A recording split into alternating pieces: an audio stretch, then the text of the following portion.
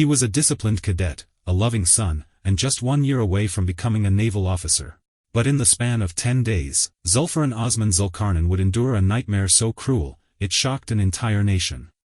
Accused of a crime he didn't commit, tortured by those he called his brothers, and betrayed by a system that was supposed to protect him. This is not just a story of violence. It's a story of silence, of justice delayed, and a mother's unimaginable grief. What really happened inside room 0305? And why did it take 8 years for the truth to come full circle? Stay with me, because what you're about to hear will stay with you forever. This tragic story begins in Malaysia, in the year 2017. Zulfarhan Osman Zulkarnain was a 21-year-old young man born and raised in Johor Bahru. He was the eldest of 4 siblings, growing up in a close-knit, working-class Muslim family. From a young age, Zulfarhan stood out for his respectful and soft-spoken nature. His teachers described him as disciplined and obedient, never once causing any trouble. His father spoke proudly of his sense of responsibility, especially towards his younger siblings, and his mother called him the pride of their family. Zulfarhan had one dream: to serve his country in the Malaysian Navy. That dream shaped his life. He worked hard, stayed out of trouble, and remained focused, all in pursuit of this goal. In 2014, at just 18 years old, Zulfarhan was accepted into Malaysia's prestigious National Defence University. It was a monumental achievement, not just for him, but for his entire family, who had made sacrifices to help him get there. He was well on his way to becoming a commissioned officer in the Royal Malaysian Navy. Zulfarhan loved every part of his journey. He took pride in wearing his uniform and would often video call his family dressed in full military gear, saluting his parents and excitedly sharing what he was learning. He was especially close to his mother, calling her every day, sometimes just to say, "I love you." By 2017, Zulfarhan was in his 3rd year at the university. He had only 1 year left before graduating and officially becoming an officer. Everything was going perfectly, his dream was within reach. But everything changed over something as trivial as a missing laptop. In May of that year, one of Zulfarhan's dorm mates, Muhammad Akmal, discovered that his laptop had gone missing. Akmal became suspicious and accused Zulfarhan of stealing it. When he confronted him, Zulfarhan denied it again and again. He swore he hadn't taken the laptop, because he hadn't. But Akmal didn't believe him. Instead of reporting the matter to the authorities or letting the university handle it, Akmal chose a darker path. In desperation, he turned to a bomo, a traditional spiritual healer, hoping to uncover the truth. The bomo, who happened to be the father of one of their fellow cadets, performed ritual prayers to reveal visions. He claimed that his vision pointed to Zulfarhan as the thief. This accusation, based entirely on superstition, fueled Akmal's suspicions and rage. It was completely false, but to Akmal, it was confirmation. The situation quickly spiraled out of control. On the night of May 21, 2017, the tension at the university reached a dangerous boiling point. A group of cadets, many of whom were close to Akmal, decided to take matters into their own hands. Zulfarhan was alone in his dorm room when the group stormed in. He was startled and confused, having no idea what was about to happen. Without warning, they forcibly took him from his room and dragged him to another room, room 0305. It was there that the horror began. At midnight, the interrogation started. The cadets, demanding answers about the missing laptop, began pressuring Zulfarhan to confess. But he couldn't confess to something he didn't do. By 2:30 a.m. on May 22, the interrogation had escalated into torture. They tied Zulfarhan's hands and feet to a bed, leaving him completely defenseless. Then, they began to beat him, mercilessly. The group of 18 cadets included 6 primary aggressors, led by Akmal. Their names were Muhammad Madsafai, Muhammad Nijab Mudrazi, Muhammad Azat, Muhammad Sabri, and Abdul Mahd Ali. They hit him with belts, struck him with rubber hoses, and beat him repeatedly with a clothing hanger. All the while, Zulfarhan insisted on his innocence. He cried out, pleaded, and begged them to believe him. But his words meant nothing to them. His pain, his cries, his desperation, none of it was enough to stop what they had already decided to do. What unfolded that night was not just an act of violence, it was a betrayal. Zulfarhan was tortured by the very people he trained alongside, by peers who were supposed to become the nation's protectors. And it all started with a single, baseless accusation about a laptop he never touched. When the beatings failed to force a confession from Zulfarhan, the group's frustration only deepened. They were desperate for him to admit to a crime he didn't commit, and his continued denial drove them to even more horrifying methods. Their anger festered into something darker, more sadistic. They decided that physical blows weren't enough, they needed to inflict unbearable pain. So, they turned to something far more extreme, a steam iron. What followed is almost too painful to imagine. One of the cadets plugged in the iron, flipped the switch, and waited. Waited until the metal plate turned blistering hot, hot enough to scorch skin on contact. And then, taking turns, they began pressing the searing iron onto Zulfarhan's bare body.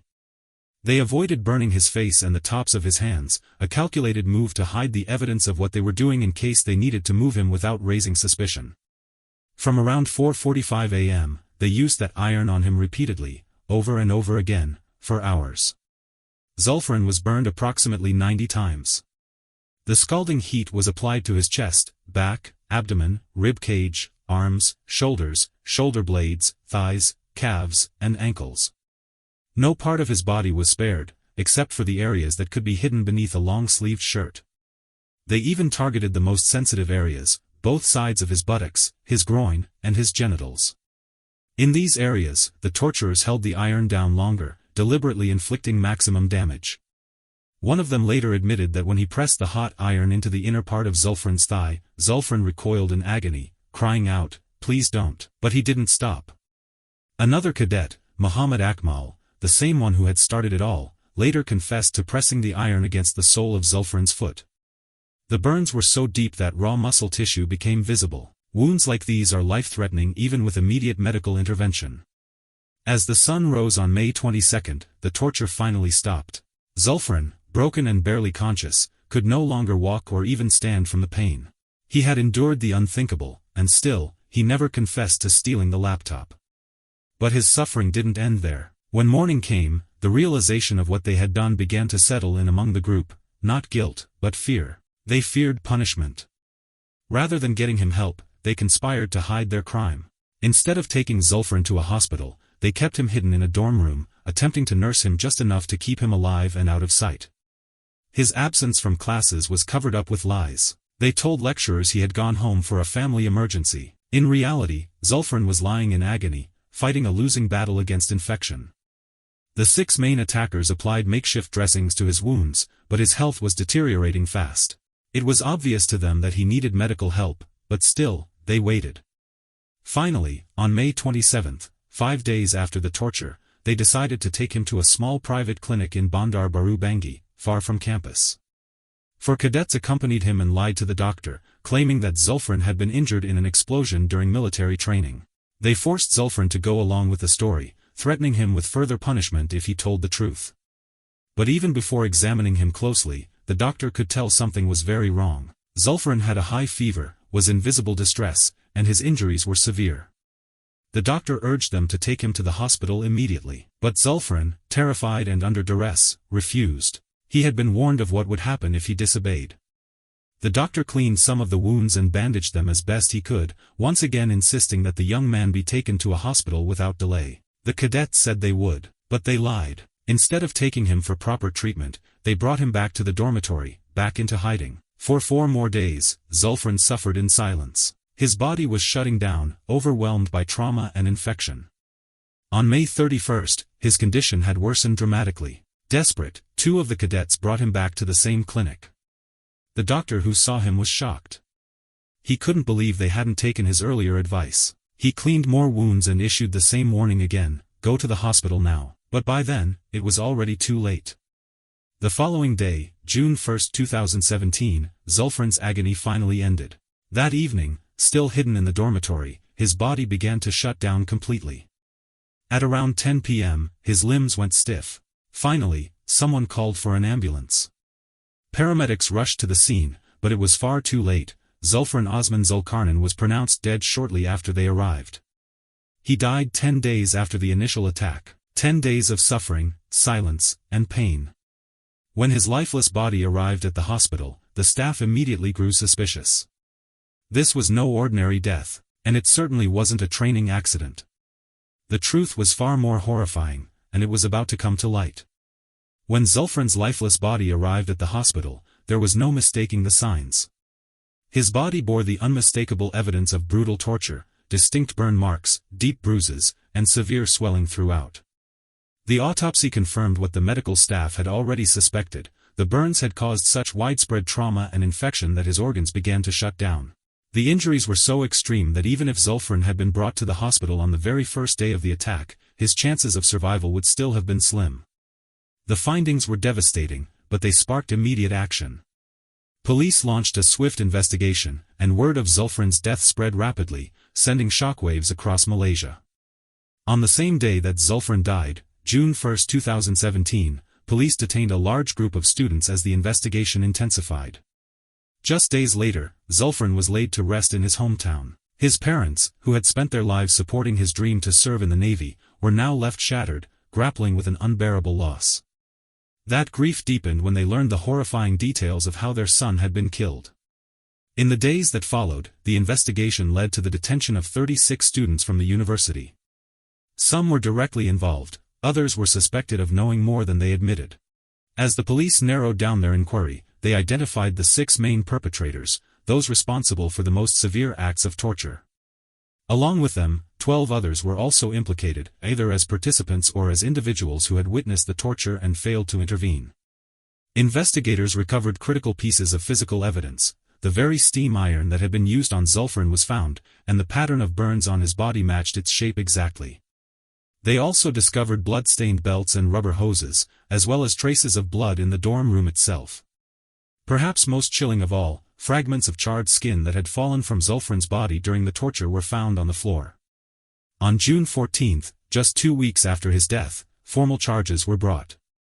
18 students were brought before the magistrate and charged. The 6 ringleaders were charged with murder under Section 302 of the Malaysian Penal Code, a charge that carried the mandatory death penalty. The remaining 12 were charged with lesser offenses, including assisting in the crime or failing to prevent it. All 18 students pleaded not guilty. During the investigation, the 6 primary suspects gave varying, often contradictory statements. Some tried to minimize their roles, insisting that they never meant to kill Zulfarhan. They framed the ordeal as a disciplinary session gone wrong. They claimed it was an interrogation, not torture. They tried to rationalize the violence as a misguided effort to extract the truth. But the horror of what they had done was undeniable. The case was deemed so severe, so morally and legally egregious, that special provisions were made for the trial.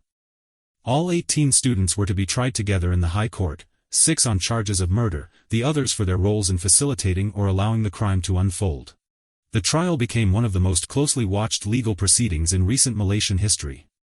On January 29, 2018, the trial began. The prosecution called 29 witnesses to the stand. Among them were forensic experts, the doctor who had treated Zulfarhan at the clinic, his roommates, friends, and even fellow cadets who had been present during the early stages of the incident. Their testimony, combined with overwhelming physical evidence, painted a harrowing picture of what Zulfarhan had endured. The forensic pathologist described in vivid detail the 90 separate burn injuries, presenting photographic evidence that showed raw, exposed muscle across much of Zulfarhan's body.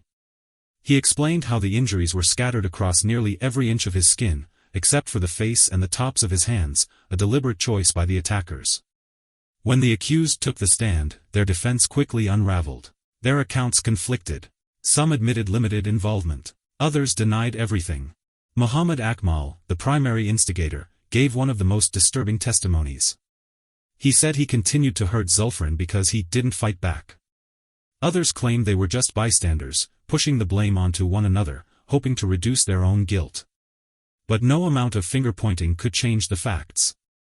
Zulfarhan had been tied up, tortured relentlessly, and then denied the medical help that might have saved him. In the courtroom, the full truth of Zulfarhan's suffering came out.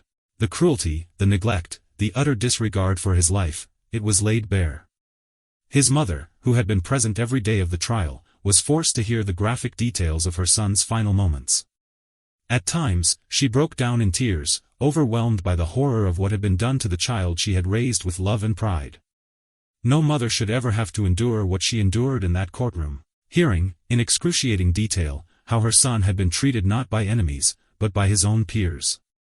The trial that began in 2018 stretched on for years. Testimonies were heard, evidence reviewed, and defenses made until the defense phase finally concluded in April of 2021. Then, on the 2nd of November 2021, the long-awaited verdict was delivered. Across the country, people held their breath. The case had shocked Malaysia to its core, and the public hoped for justice. The judge found the 6 primary attackers guilty, but not of murder. Instead, they were convicted of culpable homicide not amounting to murder, a charge similar to manslaughter. In the judge's view, while it was proven that the 6 had inflicted injuries with knowledge that their actions could lead to death, the prosecution had failed to prove that they intended to kill Zulfarhan. As a result, each of the 6 men was sentenced to 18 years in prison. Meanwhile, 12 of the other students were found guilty of voluntarily causing harm to extract a confession and received 3-year prison terms. The judge explained that there was no single fatal injury that caused Zulfarhan's death, it had been the accumulation of wounds over time. This, he said, introduced reasonable doubt about any one individual's intent to kill. The case, in his words, was a brutal and tragic example of hazing gone terribly wrong. For Zulfarhan's family, the verdict was crushing. After enduring a grueling trial that dragged on for years, they had hoped for justice, true justice, for the son they had loved and raised with pride. Instead, they saw his killers walk away with what felt like light sentences. They had listened to every horrifying detail of what had been done to their son, how he had been tied up, tortured, and left to die slowly and in pain. And now, they felt betrayed not just by the people who had taken his life, but by the very system that was meant to protect him. The prosecution, too, was dissatisfied. The very next day, they filed an appeal to overturn the culpable homicide verdict and reinstate the murder charges. Their argument was simple but powerful: the torture had been so cruel, so prolonged, and so deliberate that the intent to cause lethal harm should be inferred, even if not explicitly stated. But once again, the family was forced to wait. It would take 3 more years before their appeal was finally heard. On June 23, 2024, a panel of 3 judges issued a 93-page ruling. In it, they described what had happened to Zulfarhan as a rare and extreme case of inhumane violence. The new verdict overturned the previous ruling and reinstated the original murder charges under Section 302 of the Penal Code. The 6 men were sentenced to death by hanging. The remaining 12 students saw their sentences increased to 4 years. The presiding judge stated, "This case is among the rarest of the rare. It involves extreme cruelty that poses a grave danger to society. The court will not tolerate such incidents." Turning to Zulfarhan's parents, he added, "No parent should feel disappointed by the courts upon receiving their beloved child's body in such a heart-wrenching condition." In that courtroom, Zulfarhan's parents wept, not just in sorrow, but in gratitude. For them, it felt like justice had finally been served. Outside the court, Zulfarhan's father offered a quiet thank you to the people of Malaysia for their support and prayers. But Zulfarhan's mother remained silent, standing beside her husband. Those who were there said she looked like a shell of her former self. She later said that she had run out of tears long ago. As for the 6 men sentenced to death, reports say they cried in court. But not once. Not during the investigation, not during the trial, and not even during sentencing, did any of them ever offer a direct apology to Zulfarhan's parents. His father would later say, "None of them came forward to say sorry. None of them looked us in the eye and explained why they did what they did. Now, only when death stares at them do they cry." But the story didn't end there. The 6 men exercised their final right of appeal, taking their case to the federal court, the highest court in Malaysia. What the family had believed was closure was suddenly in limbo. The proceedings stretched into late 2024 and early 2025. Then, on February 28, 2025, the federal court delivered its final verdict. In a decision that stunned many, the judges revoked the death sentence and reinstated the original charge of culpable homicide not amounting to murder. They ruled that the prosecution had still failed to prove an intent to kill. The 6 men's 18-year prison sentences were reinstated. 8 long years had passed since Zulfarhan's death. 8 years of pain, of grief, of waiting, and now, his parents found themselves right back where they had started. And this time, there were no more appeals.